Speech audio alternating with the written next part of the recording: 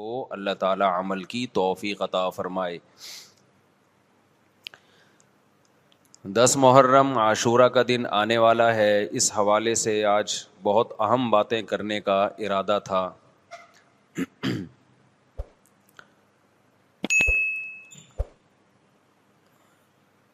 محرم میں کیا کرنا چاہیے، کربلا کا واقعہ اصل ہے کیا؟ کربلا کے واقعے پر تو میں ایک پورا بیان چند سال پہلے ریکارڈ کروا چکا ہوں، لیکن اس واقعے سے اہم سبق کیا ملتے ہیں؟ محرم میں ہم کون سے ایسے کام کر رہے ہیں جس سے ہم اللہ کے غضب کے مستحق ٹھہر رہے ہیں؟ یہ چند باتیں ہیں جس پر انشاءاللہ آج میں بات کروں گا۔ اللہ تعالی ہم سب کو عمل کی توفیق عطا فرمائے اور حق کہنے کی توفیق عطا فرمائے۔ دیکھو ایک بات خوب اچھی طرح سمجھ لو، اسلام 1400 سال پہلے مکمل ہو چکا ہے۔ کسی واقعے کی وجہ سے اسلام کو تبدیل نہیں کیا جاتا، بلکہ اسلام کی روشنی میں اس واقعے کے جو تقاضے ہیں ان پر عمل کیا جاتا ہے۔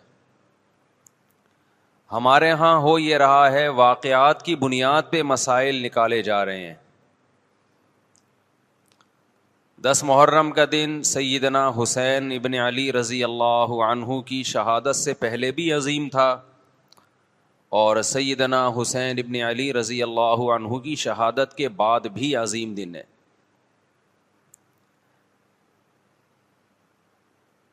آج آپ نے ایک نعرہ بہت سنا ہوگا کہ جی اسلام میں فرقہ واریت نہیں ہے، ہم کسی فرقے سے نہیں ہیں۔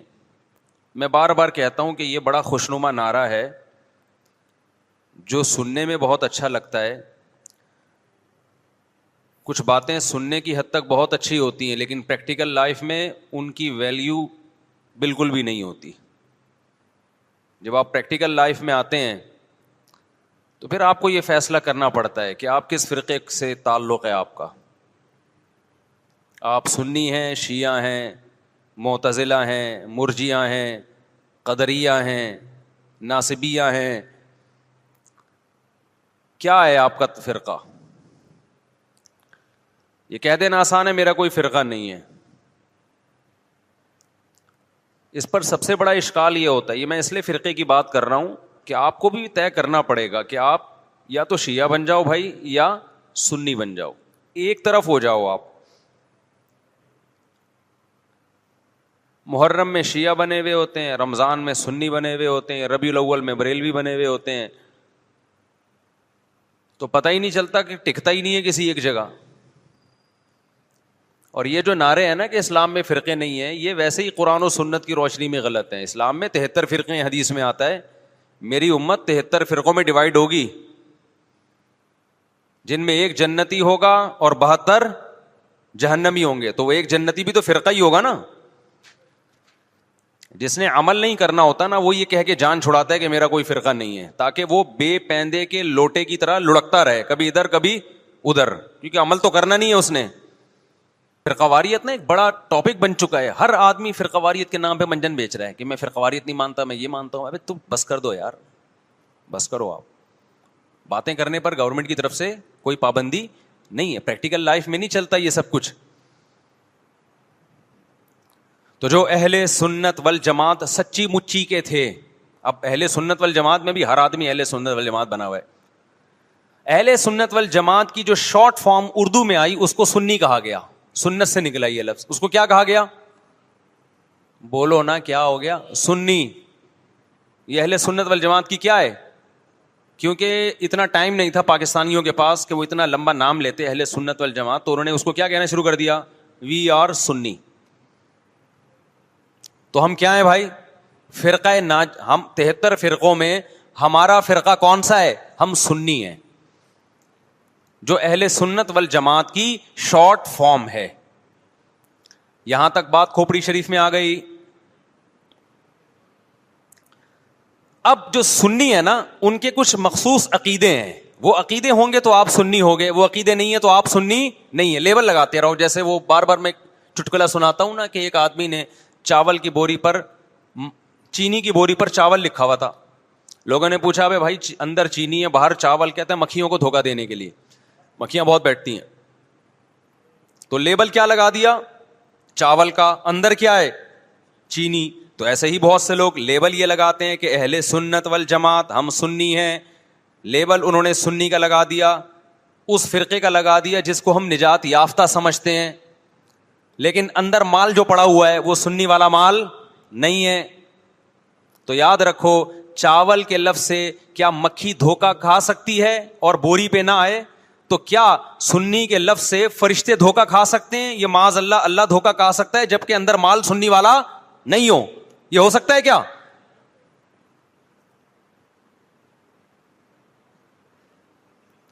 تو اس لیے میں کہتا ہوں آپ ایک چیز ہو جاؤ, یا سنی ہو جاؤ یا شیعہ ہو جاؤ یا کچھ اور ہو جاؤ. کبھی ادھر جا رہا ہے کبھی ادھر جا رہا ہے, کبھی ادھر لڑک رہا ہے. محرم میں شیعہ بن رہا ہے, ربیع الاول میں بریلوی بن رہا ہے, رمضان میں انسان کا بچہ بنتا ہے. میں یہ نہیں کہہ رہا کہ بریلوی انسان کے بچے نہیں ہیں, یعنی رمضان میں ایسا لگے گا جیسے بہت نیک آدمی. تراویح میں پہلے 3 دن دیکھو نا آپ. ابھی تو میں یہ بات ہی نہیں کر رہا کون جنتی کون جہنمی کون غلط کون صحیح, ابھی تو میں صرف یہ بتا رہا ہوں کہ اسلاف نے 73 فرقوں میں سے جو ایک جنتی ہوگا اس کو ایکسپلین کیسے کیا ہے. اگر بریلوی اس پہ پورے اترتے ہیں تو بھائی وہ جنتی ہیں, میں کسی کو جہنمی جنتی نہیں کہہ رہا, میں تو ایک کرائٹیریا بتا رہا ہوں. ہو سکتا ہے میں نہ اترتا ہوں, بریلوی بھائی پورے اترتے ہوں, شیعہ لوگ پورے اترتے ہوں. کسی ایک کو میں یقینی طور پہ نہ جنتی کہہ رہا ہوں نہ جہنمی. میں تو کہہ رہا ہوں کہ آپ فیصلہ کرو کہ آپ ادھر ہو یا ادھر ہو, درمیان میں نہ لٹکو. ایسا نہیں ہو سکتا ایک ٹانگ جہنم میں ایک ٹانگ جنت میں آپ کی, یا تو پورے ادھر جاؤ گے یا پورے ادھر جاؤ گے. کھوپڑی شریف میں بات آ رہی ہے کہ نہیں آ رہی ہے؟ تو نبی صلی اللہ علیہ وسلم نے فرمایا جنتی فرقے کی علامت ما انا علیہ و اصحابی, جس پر میں اور میرے صحابہ ہوں. اب نبی اور نبی کے صحابہ کس طریق پر تھے, کس ٹریک پر تھے؟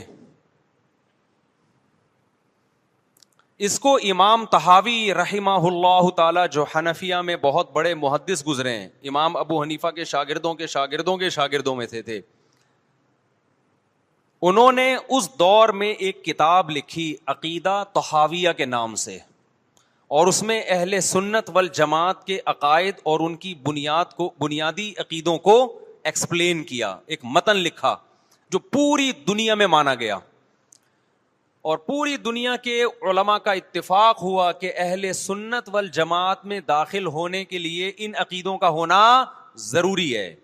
اہل حدیث نے بھی مانا اس کو, اب اہل حدیث کی یونیورسٹی میں پڑھایا جاتا ہے.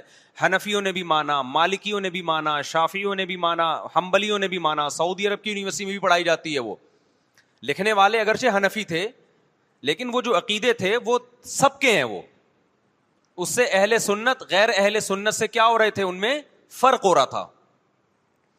سمجھتے ہو کہ نہیں سمجھتے؟ اس کتاب کا نام کیا ہے؟ العقیدۃ الطحاویہ.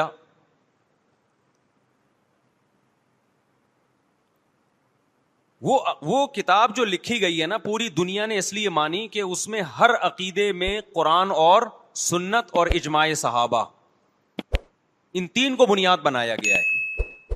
قرآن سے ہو, اور قرآن کی ایسی تشریح جو حدیث مانتی ہو, اور قرآن اور حدیث کی وہ تشریح جو صحابہ مانتے ہوں.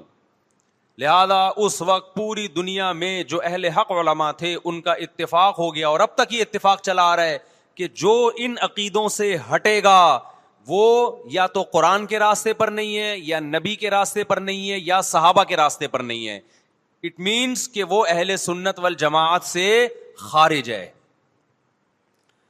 خارج کہہ کے ہم اس کو کافر نہیں کہہ رہے, کافر کہنا نہ کہنا یہ ایک الگ بحث ہے. کچھ کافر ہیں کچھ کافر نہیں ہے, لیکن وہ نجات یافتہ فرقوں میں نہیں ہے. بہرحال وہ اس فرقے میں نہیں ہے جس کی نبی صلی اللہ علیہ وسلم نے جنت میں جانے کی گارنٹی لی ہے. سمجھتے ہو کہ نہیں سمجھتے ہو؟ اب ان عقیدوں میں کیا ہے بھائی؟ وہ یہ کہ اہل سنت والجماعت جب بھی کوئی مسئلہ نکالیں گے اس کی بنیاد 4 چیزیں ہوں گی: قرآن, حدیث, اجماع امت. یعنی ایسی تشریح کبھی نہیں کی جائے گی قرآن و سنت کی جو امت کے اجماع کے خلاف ہو, کیونکہ امت حدیث میں بہت دفعہ یہ ہے کہ امت گمراہی پہ جمع نہیں ہو سکتی. آپ ایسی تشریح کسی حدیث کی کر رہے ہیں جو کوئی بھی نہیں مانتا اب تک, اس کا مطلب آپ گمراہی پھیلا رہے ہیں. اور چوتھی چیز ہے قیاس. بعض مسائل قرآن و حدیث میں واضح نہیں ہیں لیکن قرآن اور حدیث میں ان کی طرف اشارے ہیں, تو مجتہد کیا کرتا ہے کہ وہ قرآن و حدیث کے ان معنی اور مضمون میں غوطے لگا کے وہ مسائل کا استنباط کرتے ہیں, زمانے کے حساب سے نئے نئے مسائل اخذ کرتے ہیں. سمجھتے ہو کہ نہیں سمجھتے؟ تو چار اصول اہل سنت والجماعت کے, قرآن سے مسئلہ نکالا جائے گا, حدیث سے نکالا جائے گا, اجماع امت سے, اور چوتھے نمبر پہ قیاس سے. اب میں آتا ہوں اصل ٹاپک کی طرف. یہ تو پوری تمہید تھی نا. اس بات میں دو رائے نہیں ہو سکتی کہ سیدنا حسین رضی اللہ تعالی عنہ کو جو کربلا میں شہید کیا گیا یہ کائنات کا بدترین ظلم تھا. جس نے آپ کی گردن مبارک پہ تلوار رکھی اس کی بدبختی میں دو رائے نہیں ہو سکتی. بہت ہی کوئی شقی اور بدبخت جو نواسہ رسول صلی اللہ علیہ وسلم کے قتل کی طرف بڑھا, بہت ہی کوئی بدبخت اور بدنصیب جو کوفہ کے گورنر ابن زیاد کے کہنے پر نواسہ رسول سے لڑنے کے لیے نکلا, جو اس ظلم کو ظلم نہیں مانتا, وہ بھی اپنے آپ کو جہنم میں جانے کے لیے تیار کر رہا ہے. پھر کربلا میں ایک بڑا ظلم یہ ہوا کہ صرف سیدنا حسین ابن علی کو شہید نہیں کیا گیا, آپ کے ساتھ جتنے مرد تھے سب کو شہید کر دیا گیا. لیکن ہمیں پیغمبر صلی اللہ علیہ وسلم اور صحابہ کی سیرت میں کیا ملتا ہے؟ میں ایک آیت سے آپ کو سمجھاتا ہوں. مشرکین مکہ حضرت ابراہیم علیہ الصلاۃ والسلام کے نسب میں ہونے پر اور آپ سے محبت پہ بڑا فخر کیا کرتے تھے کہ ہم ابراہیم کی اولاد میں ہیں, ہم ابراہیم کے دین پہ ہیں. اللہ نے کیا فرمایا رسول اللہ صلی اللہ علیہ وسلم سے کہ ان اول الناس بابراہیم للذین اتبعوہ, اے نبی آپ ان سے کہہ دیجئے ابراہیم سے محبت کے خالی پیلی کے دعوے مقبول نہیں ہیں. ابراہیم کے زیادہ حقدار وہ ہیں جو ابراہیم علیہ السلام کی اتباع کرتے ہیں, اور یہ پیغمبر اور صحابہ یہ ابراہیم علیہ السلام کے دین کو فالو کرتے ہیں, اور تم ابراہیم کے دین کو فالو نہیں کر رہے, ان سے محبت کے دعوے دار ہو. تو خالی محبت کے دعوے داری اللہ کے ہاں مقبول نہیں ہے. اللہ کے ہاں وہ محبت کی دعوے مقبول ہیں جس میں آپ محبوب کو فالو کر رہے ہوں. سیدنا حسین ابن علی رضی اللہ تعالی عنہ جو جنت کے جوانوں کے سردار ہیں, آپ سے محبت کا دعویٰ اس وقت مقبول ہوگا جب آپ سیدنا حسین کی سیرت کو فالو کریں گے. رونا پیٹنا ماتم کرنا یہ سیدنا حسین اور اہل بیت کی سیرت نہیں ہے. صبر کرنا, ظالم کے سامنے ڈٹ جانا, جان کے خوف سے اپنی پالیسیوں سے پیچھے نہ ہٹنا, یہ سیدنا حسین ابن علی رضی اللہ عنہ کی سیرت ہے جو آج ہمیں کہیں بھی نظر نہیں آتی.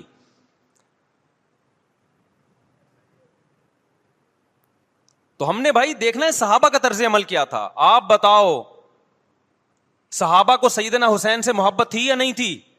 کیا غم کا پہاڑ ٹوٹا ہوگا جب اطلاع ملی ہوگی کہ سیدنا حسین ابن علی اور آپ کے اصحاب اور اہل بیت کو سب کو کربلا میں شہید کر دیا گیا ہے. کیا قیامت گزری ہوگی. کوفہ سے ایک شخص آیا نا عبداللہ بن عمر سے پوچھنے لگا جو مارنے پر دم کا مسئلہ. انہوں نے فرمایا تم نے پیغمبر کے نواسے کو قتل کر دیا اور مسئلہ یہ پوچھ رہے ہو کہ جو مارنے پر دم آئے گا کہ نہیں آئے گا. ایک طرف تم نے پیغمبر کے نواسے کو قتل کر دیا کربلا میں, اور اب ہم سے آ کے مسئلہ پوچھتے ہو جو مارنا جائز ہے یا نہیں ہے. صحابہ کے ہاں یہ غم کم غم نہیں تھا. دیکھو حضرت معاویہ رضی اللہ تعالی عنہ کے ہاتھ پہ بھی حضرت حسین نے بیعت نہیں کی, لیکن بغاوت بھی نہیں کی. کیوں؟ بغاوت سے فتنے کا اندیشہ تھا. حضرت حسن جو حضرت حسین کے بڑے بھائی تھے, انہوں نے سیدنا معاویہ رضی اللہ تعالی عنہ کے ہاتھ پہ بیعت کی اور اس اختلاف کو ہمیشہ کے لیے اپنی کوشش کے مطابق ہمیشہ کے لیے ختم کر دیا. ختم ہوا نہیں ہوا ایک الگ بحث ہے, لیکن حضرت حسن کا مقصد کیا تھا کہ مسلمانوں کی دو جماعتوں کو میں آپس میں لڑتا ہوا نہیں دیکھ سکتا. لوگوں نے کہا آپ خلافت کے حقدار ہیں, آپ نے فرمایا میں دستبردار ہوتا ہوں سیدنا معاویہ کے حق میں. حضرت حسن بیعت ہو گئے حضرت معاویہ سے, اور یہ اختلاف کو کیا کر دیا, ختم. حضرت حسین بیعت نہیں ہوئے, لیکن حضرت حسین نے بغاوت بھی نہیں کی. ہر ایک کی اپنی رائے تھی, حضرت حسن کی اپنی رائے تھی. ان کا خیال تھا کہ بیعت ہونا مسلمانوں کے لیے زیادہ مفید ہے, ایک پاورفل حکومت ہوگی, ایک طاقتور ریاست ہوگی, ورنہ لڑتے رہیں گے آپس میں. حضرت حسین کا موقف یہ تھا کہ میں بغاوت تو نہیں کروں گا لیکن بیعت بھی نہیں ہوں گا, کیونکہ اگر بیعت ہو گیا تو اس سے جو خلفائے راشدین کے دور میں جو خلیفہ کی سلیکشن کا طریقہ تھا وہ طریقہ ختم ہو جائے گا. تو میں اگر اس طریقے کو نہیں لا سکتا تو اس کے خلاف کو پروموٹ بھی نہ کروں میں. یہ بھی ایک رائے تھی. میں سمجھا پا رہا ہوں اپنی بات؟ بھائی رائے کا اختلاف ہوتا ہے نا. نبی صلی اللہ علیہ وسلم نے فرمایا اذا اجتہد المجتہد فإن اصاب فلہ اجران وإن اخطأ فلہ اجر واحد. جب کوئی مجتہد اللہ کی رضا کو سامنے رکھ کے اجتہاد کرتا ہے, صحیح اور غلط کا فیصلہ کرنے بیٹھتا ہے, رائے یعنی اس کا مقصد اللہ کی رضا ہو, تو اگر وہ درست نتیجے پہ پہنچے تو 2 ثواب, غلط نتیجے پہ پہنچے تو بھی 1 نیکی اس کو ملتی ہے, اس لیے کہ اس کے بس میں جو خیر خواہی کا کے لیے جو تھا وہ اس نے کر دیا. رائے کا اختلاف ہوتا ہے. تو حضرت حسن رضی اللہ تعالیٰ عنہ بیعت ہوئے حضرت معاویہ کے ہاتھ پہ. سیدنا حسین نہ بیعت ہوئے اور نہ آپ نے بغاوت کی, خاموشی اختیار کی. حضرت معاویہ رضی اللہ تعالیٰ عنہ نے سیدنا حسین کو تلوار کی زور سے بیعت پر مجبور نہیں کیا, بلکہ نواسہ رسول کا خیال کیا اور وصیت بھی کی لوگوں کو. لیکن جب حضرت معاویہ کے بعد یزید جانشین ہوا, اس کی سب سے بڑی غلطی یہ تھی کہ اس نے نواسہ رسول صلی اللہ علیہ وسلم اور آپ کے ساتھ جو چند اہل بیت اور چند صحابہ تھے, اس وقت بھی حضرت حسین نیوٹرل تھے. نہ حضرت حسین نے بغاوت کا ارادہ کیا اور نہ بیعت کرنے کا ارادہ کیا.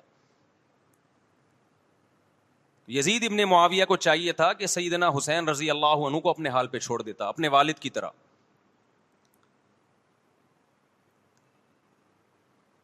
حضرت حسین رضی اللہ تعالیٰ عنہ کو جب کوفہ سے خطوط آئے, یہ میں وضاحت اس لیے کر رہا ہوں کہ حضرت حسین بغاوت کے لیے نہیں نکلے تھے, اس مسلمان حاکم کے خلاف بغاوت کے لیے نہیں نکلے تھے, کیونکہ رسول اللہ صلی اللہ علیہ وسلم کی بہت ساری صحیح حدیث ہے اس بارے میں کہ جو باغی ہے, جو ریاست کے خلاف بغاوت کرتا ہے, اس کو نبی صلی اللہ علیہ وسلم نے اس عمل کو پسند نہیں کیا. تو حضرت حسین رضی اللہ تعالیٰ عنہ کو کوفہ سے خطوط آئے کہ یہاں سارے کے سارے لوگ آپ کے ہاتھ پہ بیعت کرنے کے لیے تیار ہیں. ظاہر ہے جب کسی علاقے کے لوگ دارالخلافہ ہو اور سب بیعت ہونے کے لیے تیار ہوں تو پھر آپ کا جانا یہ بغاوت کا عمل نہیں کہلاتا.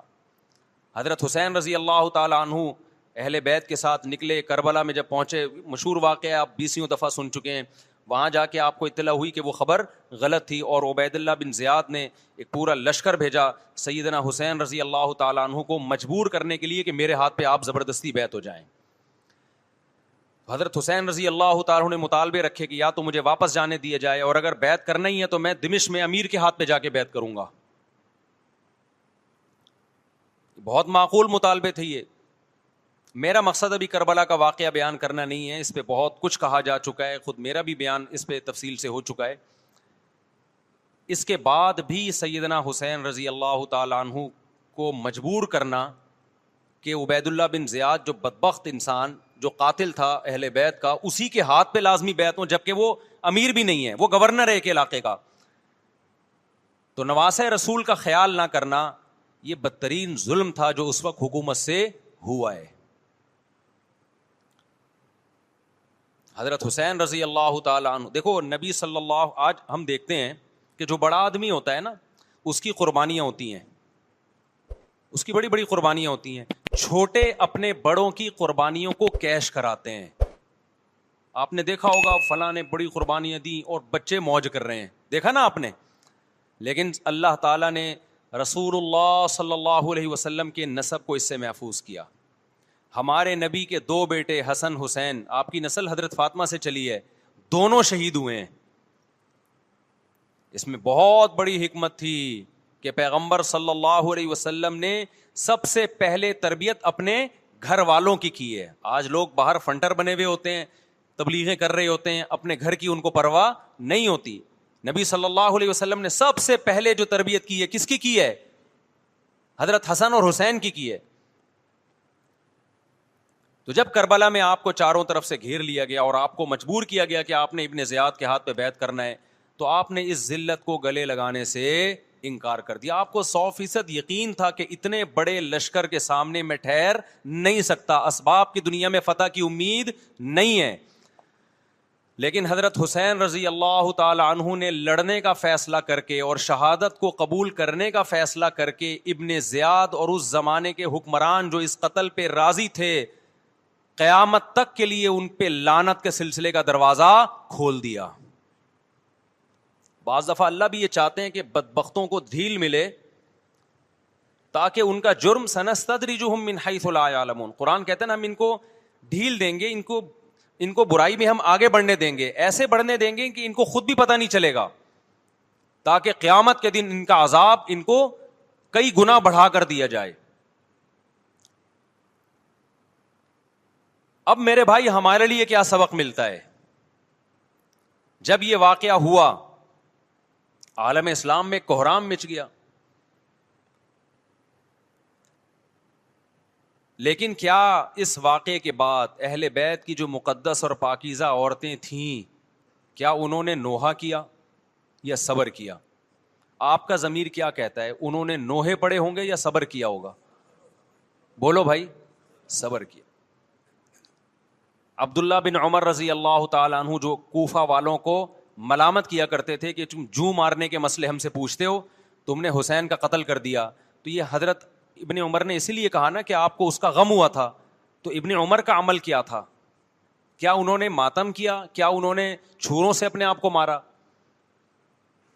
حضرت حسین کا قتل بھی ظالمانہ, اور اس سے پہلے سیدنا عثمان کا قتل بھی ظالمانہ. اگر نوحہ یا ماتم جائز ہے تو حضرت عثمان کی شہادت کے دن بھی جائز ہے, حضرت حسین کی شہادت کے دن بھی جائز ہے. اور اگر ناجائز ہے تو جیسے عثمان کی شہادت کے دن ناجائز, حسین کی شہادت کے دن بھی ناجائز ہے. سمجھ میں آ رہی ہے بات کہ نہیں آ رہی ہے؟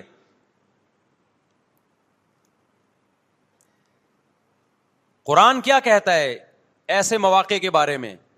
تلک امۃ قد خلت لہا ما کسبت ولکم ما کسبتم.